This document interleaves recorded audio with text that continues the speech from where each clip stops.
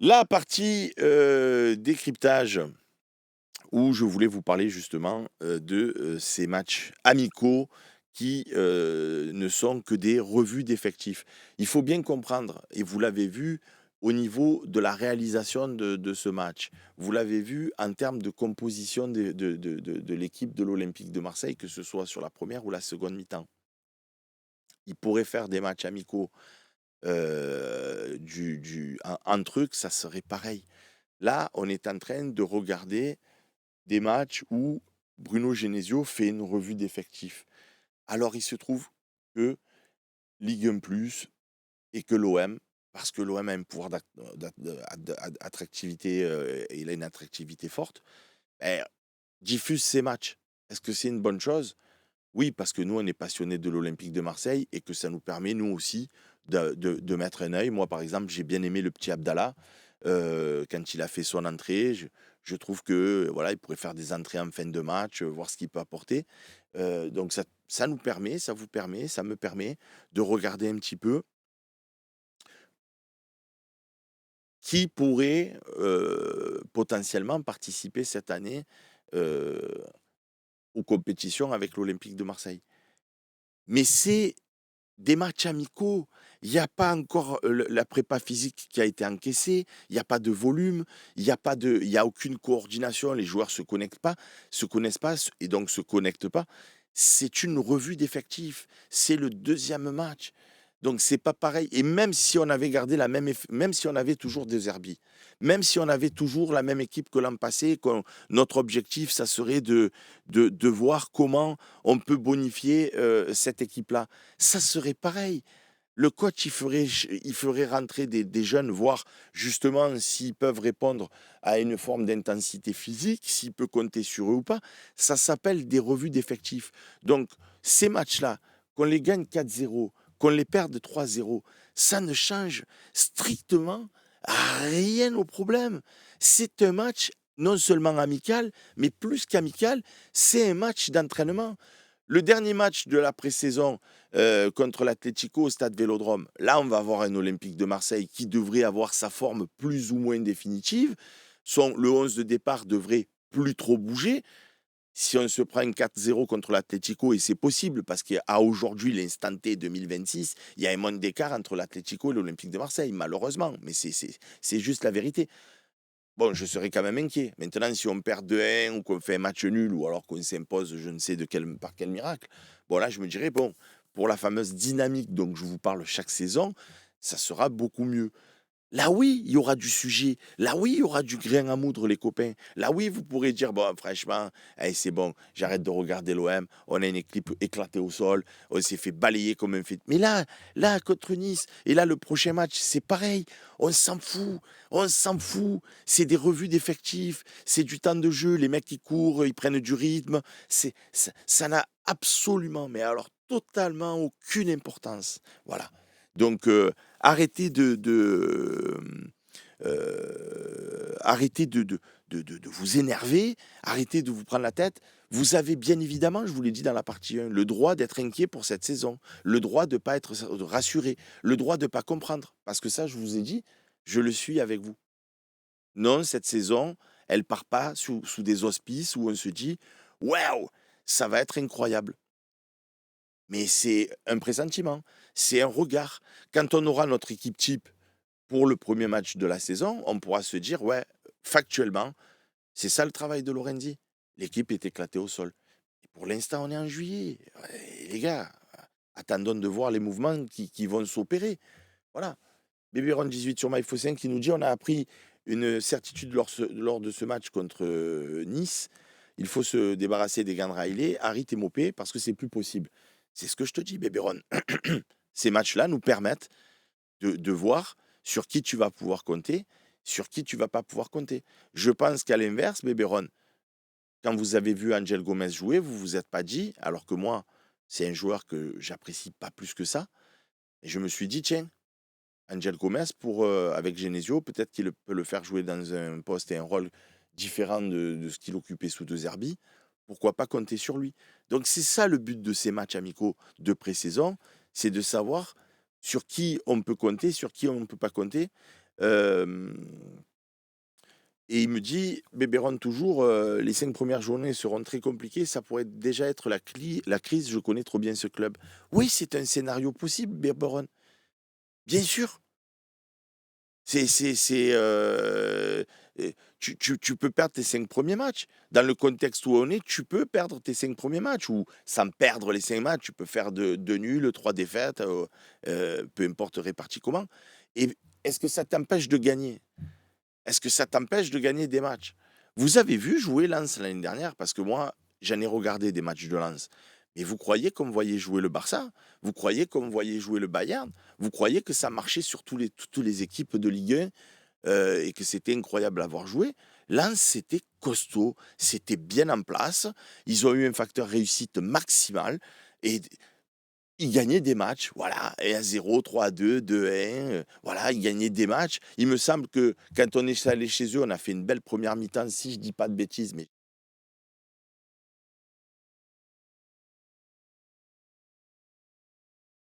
avant de complètement sombrer en seconde. Par contre, au stade Vélodrome, sans Greenwood titulaire, on les a balayés comme des fétus de paille. Ils n'ont pas existé. Le grand Lens qui a fini second et qui a marché sur l'eau. Pourquoi je dis ça? Parce que ça veut dire qu'intrinsèquement, cette équipe, si on les a balayés au stade Vélodrome, avec nous, un groupe qui n'était pas non plus à bloc de confiance, c'est qu'ils n'étaient pas si incroyables que ça. Mais ils ont eu une dynamique, ils ont eu un bloc équipe, ils ont été costauds toute l'année et bravo à eux. Est-ce qu'on ne peut pas reproduire ça nous? Ben oui, on peut tout à fait faire une équipe où on va être costaud, on va avoir de la réussite, on va pas encaisser de buts par chance parce que les mecs vont prendre le poteau, le goal va faire des miracles. Tu peux en marquer un sur ta seule occasion et puis petit à petit, avançant prudemment comme ça, ben tu fais des victoires, tu prends de la confiance et puis hop, il y a une dynamique qui se met en place. J'en sais rien et vous en savez rien. La seule chose que je voulais vous dire dans ce décryptage, c'est que vous ne savez pas à quoi va ressembler la saison. Encore une fois, sous Alain Perrin et sous Bopp, on partait avec des équipes où on s'est dit: «Waouh, waouh, ah ouais» et à chaque fois, on a fait podium. L'année dernière, j'étais hypé de fou avec l'effectif qu'on avait, Deserbi, Longoria, Benatia, qui vous voulez et regardez la saison qu'on a fait. On n'a encore rien gagné, on a été ridicule à certains moments, notamment de la manière dont on est sorti en Champions. Donc voilà, à la fin de la saison, moi j'ai un sentiment dégueulasse. C'est pas la fameuse place en Europa League qui a changé quoi que ce soit dans mon regard sur la saison. Donc, des saisons qui s'annoncent compliquées, j'en ai vu où c'était pas mal. Des saisons où on s'était là, ouais, c'est la nôtre cette année, et on a été éclaté au sol. Ben, l'année dernière, je l'ai vu aussi. Donc, ça me fait dire, avec le recul, avec l'expérience, avec des faits, on n'en sait rien. C'est, on, on, on va regarder comment ça va se passer. Je réitère, est-ce qu'on a le droit d'être pessimiste à la vue de la situation? Bien sûr. Je ne vais pas vous dire, et c'est en ce sens que je ne suis en rien naïf, les gars, arrêtez, vous allez voir, on va tout casser, on va être sur le podium, mais faites-moi confiance à tous les coups. Non, s'il faut, on est huitième à la fin de la saison prochaine. Évidemment, évidemment que c'est une possibilité. Et évidemment que nombre d'entre vous qui pensez que, waouh, déjà, le mercato, c'est compliqué. Les joueurs qu'on a dans l'effectif, c'est compliqué. Que vous ayez cette appréhension, cette vision de l'Olympique de Marseille, je peux que le respecter. Je peux que le comprendre, les copains. Vraiment. Mais vraiment. Moi, je dis juste mon positionnement à date, encore une fois au 27 juillet, c'est de dire, je regarde. Je regarde avec qui on va démarrer contre l'Atlético, le dernier match amical. Et surtout, parce que l'Atlético, ça ne restera qu'un match amical, prestige, pas prestige, il y a rien, au bout, c'est de l'amical. Par contre, le premier match de championnat, qui va jouer, qui va être performant, ça, je vais être attentif. Et ça, on pourra décrypter le premier match ensemble et on le fera, puisqu'il y aura toute l'équipe qui sera de nouveau réunie pour et commenter le match, et faire la troisième mi-temps et attribuer les tops et les flops. On posera des questions avant le match à Genesio, après le match à Genesio, comme vous en avez l'habitude sur le Phocéen depuis des années. Voilà. Donc, Rally Mars qui nous dit: «Moi, j'ai confiance en Genesio, donc je reste positif». Moi aussi, je pense qu'avec ce coach, comme c'est un coach pragmatique, il peut arriver à construire une équipe qui, plus ou moins, tient la route. Voilà.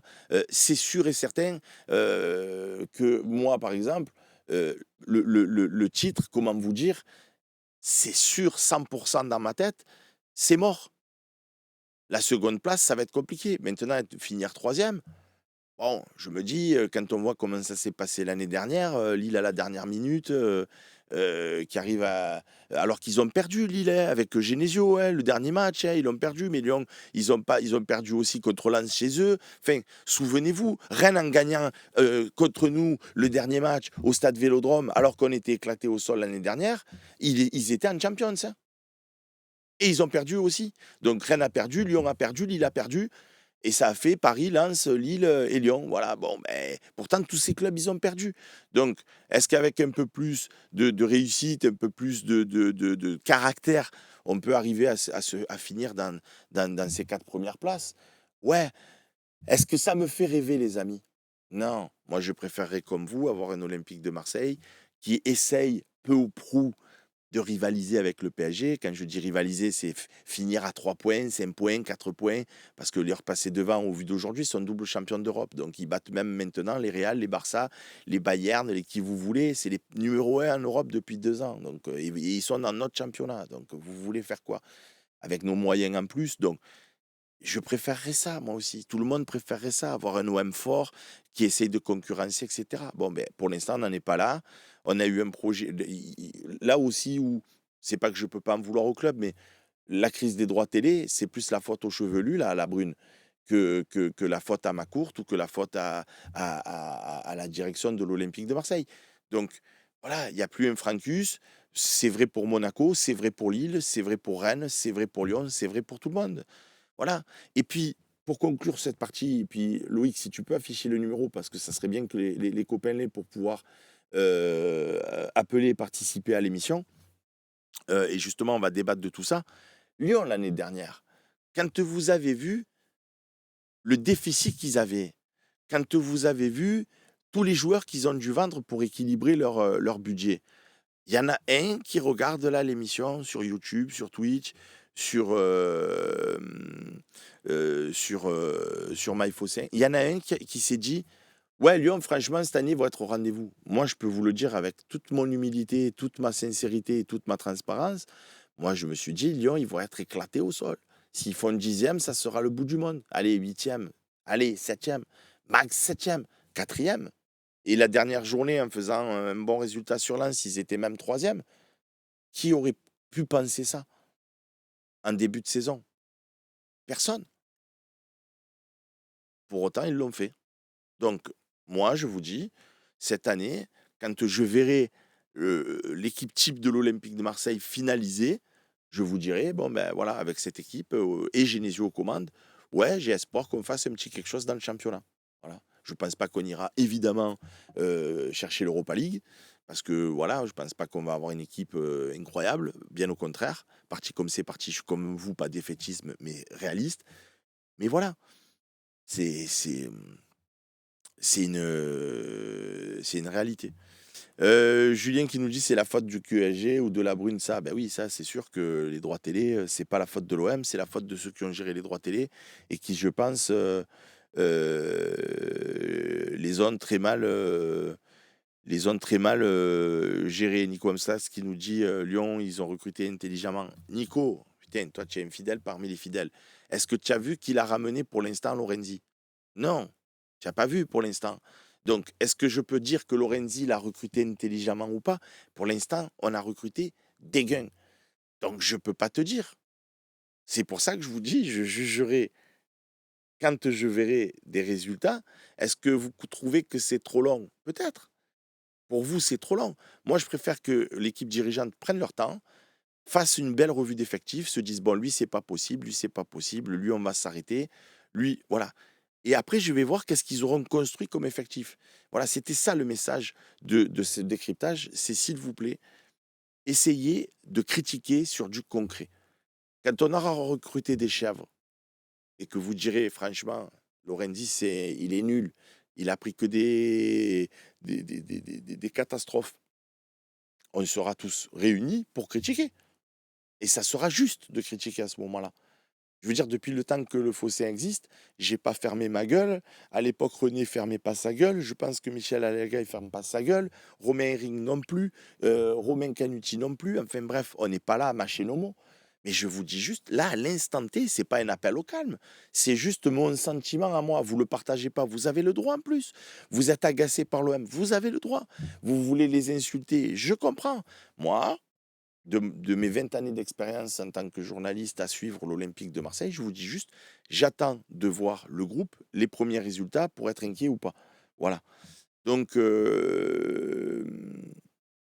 mais je suis d'accord avec toi, Mohamed Dubayoub, sur YouTube. Sébastien, je suis désolé, on ne construit pas un effectif aussi tardivement. Ok, une fois que tu as dit ça, on fait quoi? Une fois que tu as dit ça, on fait quoi? On dissout le club? On fait quoi? On est dans une situation qui est ce qu'elle est. Maintenant, ben, on subit et on regarde posément, calmement. Quand tu dis on ne construit pas un effectif comme ça, tu parles sur un plan théorique qu'il vaut mieux avoir le même effectif que l'an passé que tu vas renforcer. Et on partage le même sentiment, je l'ai dit 10 fois dans cette émission. C'est pas notre cas de figure. Nous, on a changé le président, le directeur sportif et l'entraîneur. Oh les gars, c'est une dinguerie. On a changé le président, le directeur sportif, l'entraîneur, qui sont arrivés quand? Le 1er juillet et on est le 27. Est-ce qu'on a été exclu des compétitions européennes par l'UEFA? Non. Donc c'est que Stéphane Richard, il a fait à peu près son travail, non? Est-ce qu'on a été rétrogradé en Ligue 2? Non. C'est que Stéphane Richard, il a fait à peu près son travail. Lui, c'est un pôle administratif, c'est un pôle partenariat, c'est un pôle au niveau de la gouvernance. Donc, il a fait ce qu'on attendait qu'il fasse au niveau de son boulot. Maintenant, on attend de Lorenzi et de Genesio qui nous construisent un groupe avec des Ragnans pour faire un clin d'œil à notre ancien président. Et s'ils nous mettent des Ragnans qui ont envie, qui sont déterminés, qui se battent pour le maillot, ben on verra comment ça va tourner. Voilà. C'est moi, si on avait les sous pour avoir une attaque avec Olysée, Mbappé, Haaland et je ne sais pas qui vous voulez d'autre, je prends tous les jours. Enfin, on est amoureux du foot. On préfère voir des bons joueurs de foot, que ce soit des Payet, des Greenwood, des Thauvin, des joueurs, des Mamadou Niang, plutôt que des joueurs qui sont plus light. Voilà, moi, Wea, je l'aime bien, mais si ça doit être notre attaquant droit, c'est pas un des joueurs les plus talentueux que j'ai vu sous l'Olympique de Marseille. C'est vrai, c'est une réalité. Maintenant, je veux voir la dynamique, je veux voir le bloc équipe, je veux voir comment va nous faire jouer Genesio. Moi, j'ai bien aimé sur ces 2 premiers matchs, parce qu'ok, on a perdu comme 3-0 contre Nice, encore avec je le répète, une équipe amoindrie, mais j'ai vu du pressing, j'ai vu du contre-pressing, voilà. Je vois un petit peu les idées qu'il veut mettre en place Bruno Genesio. Moi, c'est quelque chose qui me plaît. Je pense que dans le jeu, on n'est pas ridicule. On a manqué énormément d'occasions parce que voilà, on n'a pas les mecs devant pour terminer les occasions. Nice, eux, ils ont marqué de leur côté. Très bien, voilà, très bien, les amis. Moi, sur ce que j'ai vu, évidemment, je ne suis pas rassuré comme vous, mais je ne suis pas non plus à me dire, bon, c'est bon, parce que tout n'est pas fini. Encore une fois, ce match-là, ça aurait été le dernier match de préparation. Et je vous dirais, les copains, ça va mal. Et là, c'est pas le cas. On a encore du temps, tranquillou bilou, voilà, on va voir comment ça va se dérouler. Les copains, il y a le numéro, Loïc, Arsène Larsen, tu te referas le replay, on va pas refaire toute l'émission. Je ne suis évidemment pas hypé, mais pour l'instant, je refuse d'être inquiet. 04 86 68 24 67, vous appelez, ça va très mal, de Tartas. J'aime bien le pseudo de Tartas. Appelez, on discute, vous me livrez votre sentiment et c'est toujours un plaisir de vous entendre. On passe à la dernière partie de cette émission.